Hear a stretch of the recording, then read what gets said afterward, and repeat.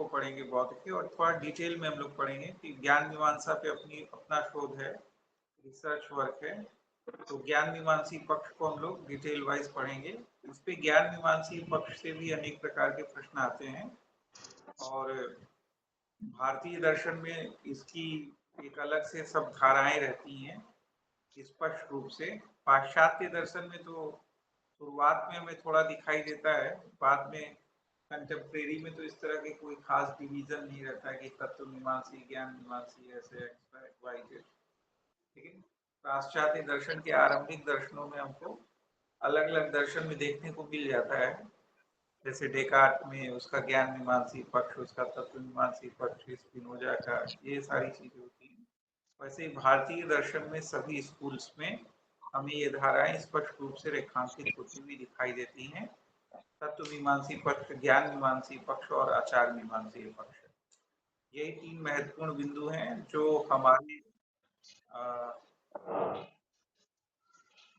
हमारे मानवीय जीवन से भी संबद्ध हैं। मुख्य रूप से कि एक तो हम तत्व की विवेचना करना चाहते हैं, दूसरा हम ज्ञान की विवेचना करना चाहते हैं, और तत्व और ज्ञान के अतिरिक्त आचार संबंधी विवेचना भी हम करना चाहते हैं।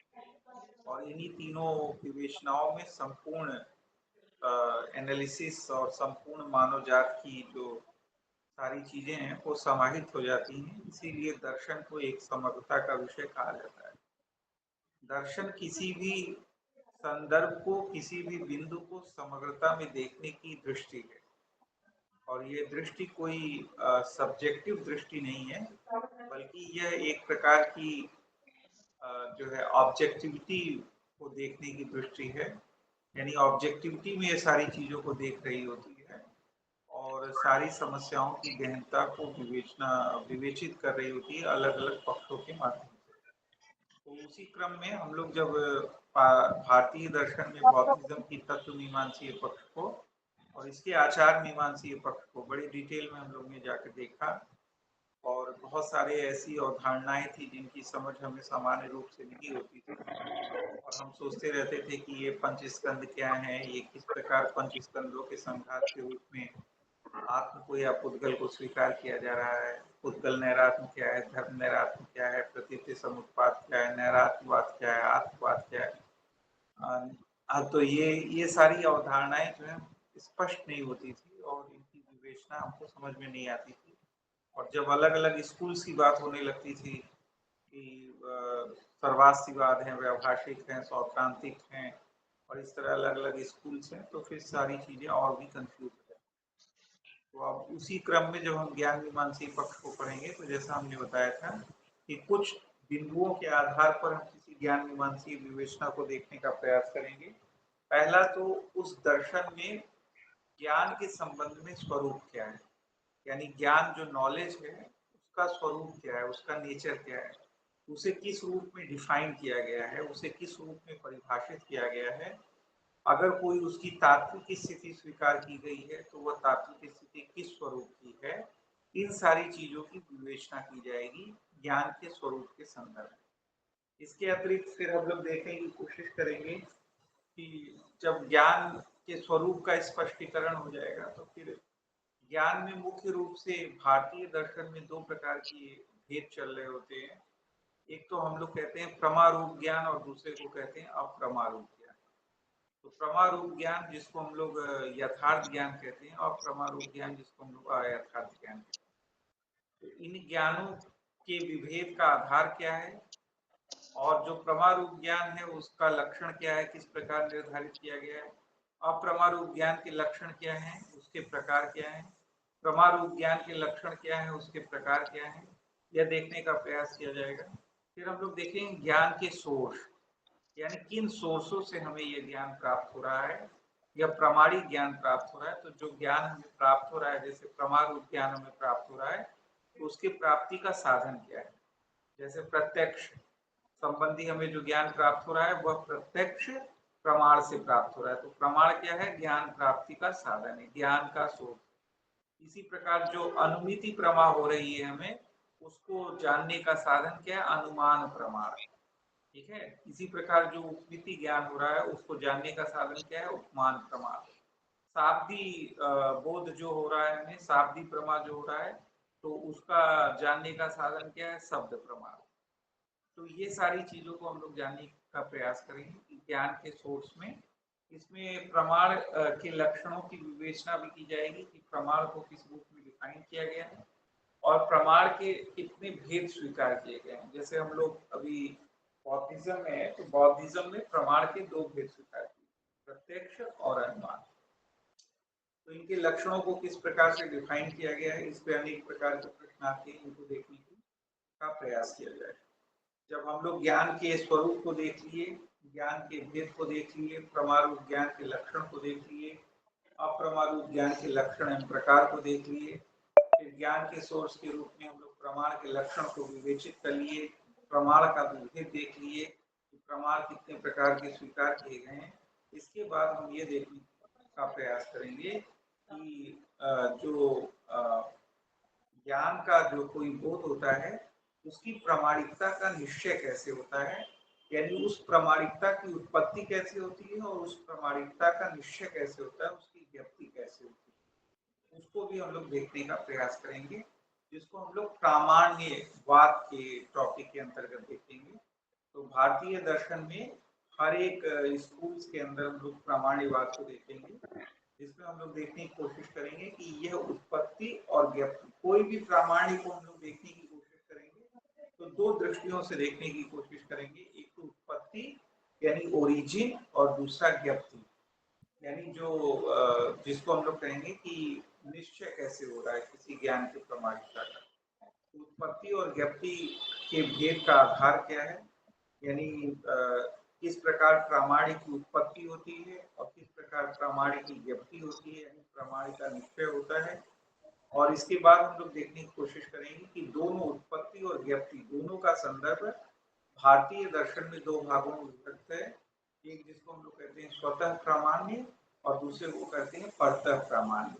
तो स्वतः का क्या अभिप्राय है और परतः का क्या अभिप्राय है, और उत्पत्ति और व्याप्ति दोनों के संदर्भ में ये होता है, यानी उत्पत्ति विषय स्वतः प्रामाण्य, उत्पत्ति विषय परतः प्रामाण्य, उत्पत्ति विषय व्याप्ति विषय स्वतः प्रामाण्य और व्याप्ति विषय परतः प्रामाण्य। तो ये जो विभेद है उस विभेद का आधार क्या है, यह स्वतः क्या हो जाता है, परतः क्या हो जाता है, इसको भी हम लोग प्रामाण्यवाद के अंतर्गत विवेचित करने का प्रयास करें। जैसे बौद्धिज्म में हम लोग देखते हैं तो इसको हम लोग जनरली ज्ञान मीमांसी सभी पक्षों को हम लोग रखने की कोशिश करते हैं, क्योंकि इसमें जटिलता दिखाई देती है, जहां भी हमें जटिलता दिखाई देती है वहां हम रखना शुरू कर देते हैं। लेकिन दर्शन के साथ ये न्याय नहीं है कि हम किसी भी टॉपिक को या किसी भी संदर्भ अवधारणा को रखकर और उसको जानने का प्रयास करें, ये इस विषय के साथ अन्याय है। तो ये अन्याय तो हम लोग होने ही नहीं दे रहे हैं शुरू से, और नहीं आगे भी। तो इसको भी हम लोग डिटेल में समझेंगे कि इसके पीछे की अवधारणा क्या है। और इसके बाद एक और ज्ञान मीमांसी पक्ष बसता है भारतीय दर्शन में, जिसमें बोध के भ्रम संबंधी सिद्धांतों की विवेचना की जाती है, जिसको हम लोग ख्यातिवाद के नाम से जानते हैं भारतीय दर्शन में।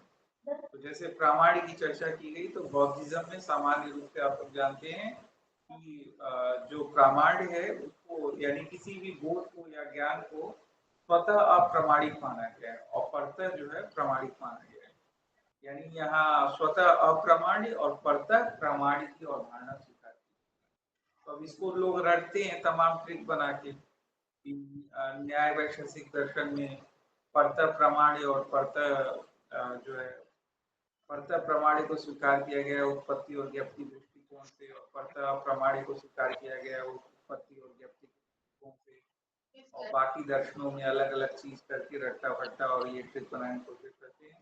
तो हम लोग ये समझने की कोशिश करेंगे कि अगर बौद्धिज्म ये कह रहा है कि कोई भी ज्ञान स्वतः अप्रमाणिक होता है और उसके प्रामाणिक का निश्चय परतः होता है, तो इसका अभिप्राय क्या है। फिर उत्पत्ति के संदर्भ भी हम लोग देखने की कोशिश करेंगे कि प्रामाणिक की उत्पत्ति के संदर्भ में ये क्या मान रहे हो, तो ये स्वतः प्रामाणिक को मान रहे हो, यानी उत्पत्ति तो स्वतः होती है, और अप्रामाणिक की उत्पत्ति के संदर्भ को यह प्रासंगिक नहीं मानते, क्योंकि यह जो है अप्रामाणिक को अभाव रूप मानते हैं। तो जो अभाव है वो उसकी उत्पत्ति का संदर्भ ही प्रासंगिक नहीं होता है। इसलिए अप्रामाणिक उत्पत्ति का संदर्भ प्रासंगिक नहीं होता है। प्रामाणिक उत्पत्ति यह स्वतः मान रहे होते हैं। और जहाँ तक ज्ञप्ति का संदर्भ है तो वो कहते हैं कि कोई विज्ञान स्वतः अप्रामाणिक होता है और फिर हम लोग जो है प्रति साफल्य अनुमान के आधार पर उसके प्रमाण का निश्चय करते हैं। तो यह प्रामाणिक क्या हो जाता है, परतः हो जाता है। तो इस प्रकार से इसकी विवेचना हम लोग विस्तार पूर्वक करने की कोशिश करेंगे। और आप लोग ने एक जो है झांकी देख ली कि कितना डिटेलिंग सारी चीजें होने वाली है। तो इसकी डिटेलिंग हम हर एक स्कूल में करेंगे भारतीय दर्शन के। जैसे जैसे कोई स्कूल से आता जाएगा उसके ज्ञान मीमांसीय पक्ष को भी डिटेल में आप लोग को बताते हुए चलेंगे। इसमें से अनेक प्रश्न आपकी यूजीसी नेट के आते हैं। तो आरंभिक रूप से जैसे हमने कहा कि ज्ञान के स्वरूप के संदर्भ में हम लोग विवेचना करेंगे। तो ज्ञान के स्वरूप में इनके जो अलग अलग स्कूल्स हैं, जैसे हम लोग आरंभिक रूप से पढ़े कि हीन यानियों में जो है सर्वास्तिवाद या वैभाषिक मत है और मत है। तो ज्ञान के स्वरूप के संदर्भ में अगर हम लोग आरंभिक रूप से वैभाषिक मत की विवेचना आरंभ करें तो जो विभिन्न प्रकार के ग्रंथों में व्याख्यायित है कि वैभाषिक मत ज्ञान के संदर्भ में मानता है और उसको व्याख्यायित विवेचित करता है कि इंद्रियों के माध्यम से किसी भी वस्तु के स्वरूप का मन में आना ही ज्ञान है। इसको इसी रूप में डिफाइन किया गया है। यानी ज्ञान नॉलेज को डिफाइन किया गया है बौद्ध ज्ञान मीमांसा के वैभाषिक मत में, जिसको सर्वास्तिवाद मत भी कहते हैं, कि इंद्रियों के माध्यम से किसी विषय या किसी वस्तु के स्वरूप का मन में आना ही ज्ञान है। इस रूप में स्वीकार किया गया। इसीलिए यह जो है विषयों को यानी बाह्य विषयों को या बाह्य वस्तुओं को प्रत्यक्ष गम्य स्वीकार करते हैं, क्योंकि ये ज्ञान को इसी रूप में परिभाषित कर रहे हैं कि इंद्रियों के माध्यम से किसी बाह्य विषय या किसी बाह्य वस्तु के स्वरूप का मन में आना ही क्या है, ज्ञान है। यानी बाह्य वस्तुओं को यह प्रत्यक्ष गम्य स्वीकार करते हैं। और इससे स्पष्ट है, यह भी स्पष्टीकरण हो रहा है कि जैसा हमने बताया था कि ये बहुतत्ववादी दर्शन है, इसलिए अपने वस्तुवादी तात्विक दृष्टिकोण के अनुरूप ज्ञान मीमांसीय दृष्टिकोण से भी वैभाषिक मत क्या है, वस्तुवादी। तो जो भी वस्तुवादी दर्शन होगा वहां ज्ञान के संदर्भ में एक त्रुटि हमें दिखाई देगी। यानी तीन पक्ष दिखाई देंगे, एक तो ज्ञान, दूसरा ज्ञाता और तीसरा ज्ञेय यानी ज्ञान का विषय। हर वस्तुवादी दर्शन में यह त्रुटि हमें दिखाई देगी। तो स्पष्ट है अपने तत्व मीमांसीय दर्शन के अनुरूप इनका ज्ञान मीमांसीय पक्ष भी वस्तुवादी होता है और यहाँ पर भी ज्ञाता और ज्ञेय दोनों की वास्तविक सत्ता को स्वीकार किया। तो यहाँ पे भी त्रिपुटी हमें दिखाई देती है, ज्ञाता ज्ञेय और ज्ञान की त्रुटि हमें दिखाई देती है वस्तुवादी धारा, वस्तुवादी ज्ञान मीमांसीय धारा के अंदर। ठीक है। लेकिन जो वैभाषिक मत है, जो वाह प्रत्यक्ष गम्य स्वीकार कर रहा होता है सारी चीजों को, इस अवधारणा को मान रहा होता है। वैभाषिक के साथ जो एक दूसरा स्कूल है जिसको हम लोग सौत्रांतिक कहते हैं, ये किस मत को मानता है, बाह्य अनुमेयवाद को मानता है।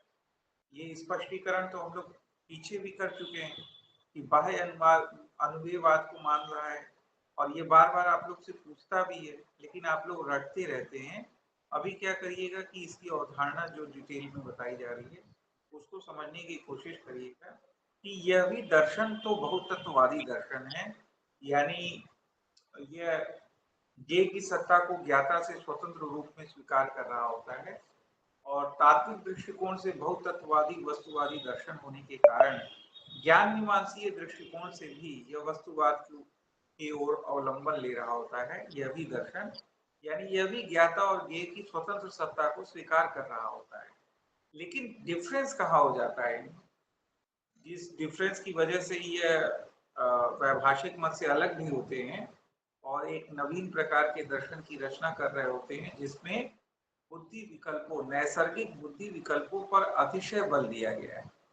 और इसी के कारण आगे चलकर विज्ञानवादी इन्हीं मतों से प्रभावित होकर अपने विज्ञानवाद को पल्लवित पुष्पित करते हैं। जैसा हमने बताया था कि सौत्रांतिक मत को ही वैभाषिक यानी सर्वास्तिवाद और विज्ञानवाद के मध्य की कड़ी के रूप में स्वीकार किया।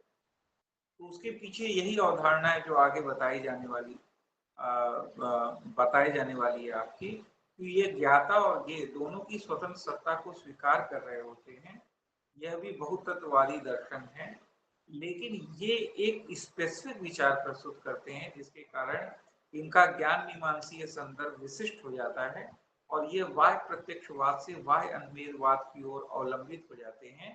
वह रहता है ये कि यह जो ज्ञेय विषय है, जो ज्ञाता से स्वतंत्र तो ये स्वीकार कर रहे हैं, लेकिन इसमें एक स्पेसिफिकेशन करते हैं, ये विशिष्टीकरण करते हैं और कहते हैं कि ज्ञेय विषय का जो विकल्प रहित मूल तत्व है उसको वह डिफाइन करते हैं स्वलक्षण के रूप में। यानी जो हमारे ज्ञान का विषय है उसके विकल्प रहित मूल तत्व को स्वलक्षण के रूप में डिफाइन करते हैं और संवेदनाओं के माध्यम से, सेंसेशंस के माध्यम से सामान्य लक्षण के ज्ञान को व्याख्यायित कर रहे होते हैं। तो ये जो है कह रहे होते हैं कि जो विकल्प रहित ज्ञेय यानी जो हमारा ज्ञान का विषय है उसके विकल्प रहित मूल तत्व को स्वलक्षण करते हैं और कहते हैं यही प्रत्यक्ष का विषय है। यही क्या है? प्रत्यक्ष का विषय है। यानी जो विकल्प रहित मूल तत्व है स्वलक्षण, यही प्रत्यक्ष का विषय है। और बौद्धिज्म में प्रत्यक्ष का मतलब क्या है? केवल निर्विकल्पक प्रत्यक्ष। ये भी ध्यान दीजिएगा, सविकल्पक बोध को यह अनुमान के स्तर पे स्वीकार करते हैं। तो ज्ञान के जो दो स्तर दिखाई देते हैं न्याय वैशेषिक दर्शन में, निर्विकल्पक और सविकल्पक, बौद्धिज्म में यह दो स्तर नहीं दिखाई देंगे आपको। यहाँ प्रत्यक्ष का अभिप्राय क्या है? सिर्फ निर्विकल्पक प्रत्यक्ष से। और जो भी ज्ञान सविकल्पक होगा वह अनुमान के क्षेत्र में आ जाएगा, क्योंकि तो यह सामान्य लक्षण का बोध होगा और जो सामान्य लक्षण का बोध होगा वह हम अनुमान से जानेंगे। यानी जो संवेदनाएं हमें प्राप्त होंगी और हमारी बुद्धि विकल्प उनको ज्ञान के रूप में परिणित करके जो बोध हमें देगी वह सामान्य लक्षण का ज्ञान होगा जो हम अनुमित कर रहे हैं। ठीक है, तो यहाँ जो सामान्य लक्षण का विषय है या जो भी सविकल्पक बोध है, यह सब कुछ किसमें आ जाता है? अनुमान के क्षेत्र में आ जाता है। और जो विकल्प रहित मूल तत्व है यही प्रत्यक्ष का विषय रहता है, और वह भी प्रत्यक्ष क्या? निर्विकल्पक प्रत्यक्ष। तो सविकल्पक स्वलक्षण को कैसे जानते हैं? प्रत्यक्ष से, निर्विकल्पक प्रत्यक्ष से। और सामान्य लक्षण क्या होता है? अनुमान का विषय होता है। इसलिए इनका यह ज्ञान मीमांसीय पक्ष बाह्य अन्वयवादी हो जाता है। तो अभी तक आप लोग रटते होंगे कि यह जो है वैभाषिक जो है बाह्य प्रत्यक्ष वाद को मानते हैं और ये बाह्य अन्वयवाद को मानते हैं। लेकिन अब आपको जाकर यह अवधारणा समझ में आई कि क्यों ऐसा मान रहे होते हैं, क्योंकि ज्ञान के स्वरूप के संदर्भ में जो उनकी मूल अवधारणा होती है इसमें डिफरेंस होता है। व्यावहारिक ज्ञान को डिफाइन कर रहे होते हैं किस रूप में? यानी किसी भी वस्तु या विषय का इंद्रियों के माध्यम से मन में आना ही इसको ज्ञान के रूप में डिफाइन कर रहे होते हैं। इस प्रकार बाह्य विषयों या वस्तुओं का यह प्रत्यक्ष मान रहे होते हैं, इसलिए ये बाह्य प्रत्यक्षवादी होते हैं। जबकि जो सौत्रांतिक हैं वह इस प्रकार से डिफाइन करते हैं कि जो हमारा ज्ञेय विषय है उस ज्ञेय विषय का जो विकल्प रहित मूल तत्व है वह स्वलक्षण है, जो कि प्रत्यक्ष का विषय है। और प्रत्यक्ष मतलब निर्विकल्पक प्रत्यक्ष, और संवेदनाओं के माध्यम से जो हम सामान्य लक्षण का बोध कर रहे होते हैं, यह सामान्य लक्षण का बोध जो हम कर रहे होते हैं, यह सामान्य लक्षण का बोध किसका विषय होता है? अनुमान का विषय होता है। इसलिए ये क्या होते हैं? बाह्य अनुमेयवादी होते हैं। इस रूप में सारी चीजों को डिफाइन किया गया। तो आप लोग को अभी दृष्टिकोण समझ में आ गया। अब हम लोग जैसा कि स्पष्ट किए थे, ये तो दीनयानियों का मत था और ज्ञान के स्वरूप के संदर्भ में भी हम लोग ने स्पष्टीकरण कर दिया है कि दोनों में क्या डिफरेंस है और किस प्रकार से आपको इन सब चीजों का ध्यान देना है। लेकिन कालांतर में हम लोग जैसे बौद्ध संगीतियों के माध्यम से ऐतिहासिक संदर्भ भी देखते हुए चले थे कि द्वितीय बौद्ध संगतियों में थेरवाद से जो है महासांगिक अलग हो गया या इसको बहिष्कृत कर दिया गया, और यही कालांतर में हीनयान और महायान के नाम से जाने गए। तृतीय बौद्ध संगति में एक सर्वास्तिवाद व्याभाषिक है और चतुर्थ बौद्ध संगति में सर्वास्तिवादियों से एक और जो है अलग हो गया जिसको हम लोग सौत्रांतिक। लेकिन हम लोग ने जैसा स्पष्टीकरण किया कि दो स्कूल महायानियों की, ये जो महासांघिक युति में अलग हुए थे, इसमें दो स्कूल थे, एक शून्यवादियों का था और एक विज्ञानवादियों का था। तो अब हमें इन दो दृष्टिकोणों में भी देखना होगा कि ज्ञान के स्वरूप को किस रूप में डिफाइन किया जा रहा है। तो इसकी भी विवेचना हमने करनी है। तो जैसा कि हम लोग ने स्पष्ट किया था कि विज्ञानवाद किससे प्रभावित होता है, सौत्रांति के ज्ञान विषयक मत से ही प्रभावित होता है, और इसी में वो अपनी विज्ञानवाद को पल्लवित करता है। वो कहते हैं कि यदि हमें जो है केवल संवेदना ही प्राप्त हो रही है, अगर हमें केवल संवेदना ही मिल रही है और जो है हम किसी बाह्य विषय को जान नहीं पा रहे हैं, तो हम उसका प्रत्यक्ष नहीं कर पा रहे हैं, तो फिर उसका अनुमान भी क्यों स्वीकार किया जाए, जैसा कि सौत्रांतिक स्वीकार कर रहे हैं। और जो संवेदनाएं प्राप्त होती हैं वह तो मानसिक होती हैं, इसलिए उनके कारण के रूप में यदि किसी बाह्य विषय या बाह्य भौतिक वस्तु को स्वीकार किया जाएगा तो ये एक प्रकार की कॉन्ट्राडिक्टरी संकल्पना हो जाएगी।